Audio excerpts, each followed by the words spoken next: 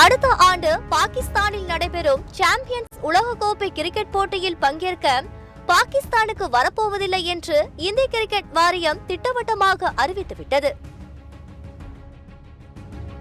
கோணம் 1. 2013ஆம் ஆண்டு இந்திய அணி சாம்பியன் பட்டத்தை இந்த தொடரில் கைப்பற்றிய நிலையில் 2017ஆம் ஆண்டு இறுதிப் போட்டியில் இந்தியா பாகிஸ்தானிடம் தோற்றது. அதன் பிறகு சாம்பியன்ஸ் கோப்பை தொடர் 7 ஆண்டுகளாக நடைபெறவில்லை. இந்த நிலையில் அடுத்த ஆண்டு பாகிஸ்தானில் சர்வதேச கிரிக்கெட்டை நிலைநிறுத்தவே சர்வதேச கிரிக்கெட் வாரியம் முயற்சிப்பதாக கூறப்படுகிறது.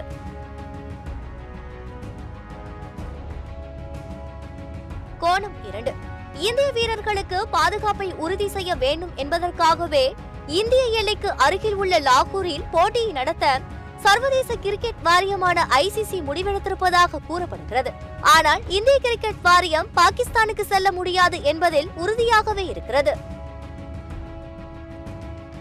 கோணம் 3. பாகிஸ்தானுக்கு கிரிக்கெட் விளையாட வர முடியாது என்று இந்திய கிரிக்கெட் வாரியம் அறிவித்திருப்பது ICCக்கு தர்ம சங்கடத்தை ஏற்படுத்தி இருக்கிறது.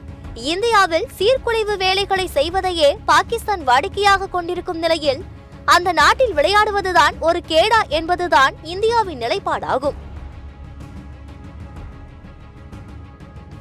கோணம் 4. ஆசிய கோப்பை தொடர் போல் ஹைபிரிட் மாடல் முறையில் சாம்பியன்ஸ் கோப்பை தொடரை நடத்த வேண்டும் என PCCI வலியுறுத்தியுள்ளது. அதன்படி இந்தியா பங்கேற்கும் அனைத்து போட்டிகளையும் துபாய் அல்லது இலங்கை ஆகிய நாடுகளில் நடத்த வேண்டும் என PCCI வலியுறுத்தியுள்ளது. ஒருவேளை இந்திய அணி இறுதிப் போட்டிக்கு தகுதி பெற்றால் ஃபைனலையும் பாகிஸ்தானுக்கு பதிலாக வெளிநாட்டில் நடத்த வேண்டும் என PCCI வலியுறுத்தியுள்ளது. கோணம் 5. பாகிஸ்தான் பலத்தாடி வாங்கியும் கூட சமீபத்தில் அமர்நாத் யாத்ரீகர்கள் மீதும் ராணுவ வாகனங்கள் மீதும் தீவிரவாதிகளை ஏவி தாக்குதல் நடத்தியிருக்கிறார்கள். நயவஞ்சகமான ஒரு நாட்டுடன் எந்த உறவும் கிடையாது என்றிருக்கும் நிலையில் இந்திய வீரர்கள் பாகிஸ்தானுக்கு சென்று விளையாட மறுப்பதிலும் நியாயம் இருக்கிறது.